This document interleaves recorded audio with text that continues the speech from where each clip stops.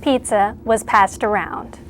Speaking of drones, every day at about noon, we can see them flying outside our studio here at Brock Hall. So we invited SAU News reporter Ben Lowry to meet the drone pilots and find out what makes them fly. Ben, thanks for coming in. You're welcome. It's great to be here. So I've heard that these things are harder than they look to fly. Did you get to try one? No, I didn't get to try any of these, but yes, they are harder than they look to fly because there's just a whole bunch of stuff going on. But they are a lot of fun to fly, and I found out that more and more students are not only flying them, but they're also building them as well. Is it a bird?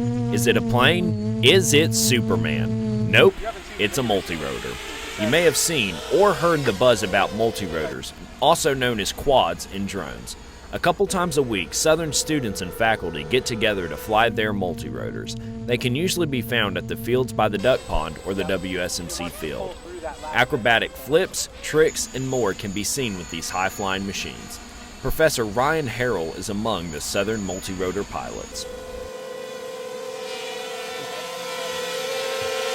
So this is a pretty typical setup.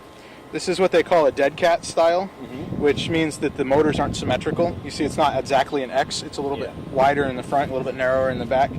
I wish I could fly like these quadcopters. I'd get to class a lot quicker.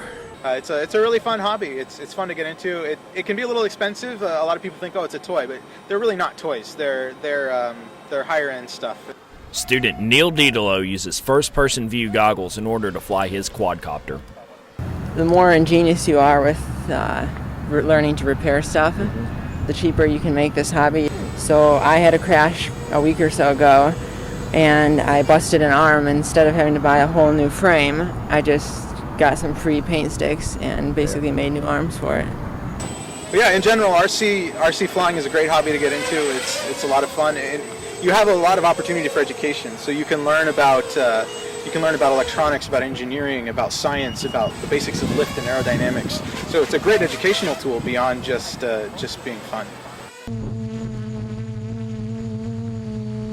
For SAU News, I am the Ben Lowry.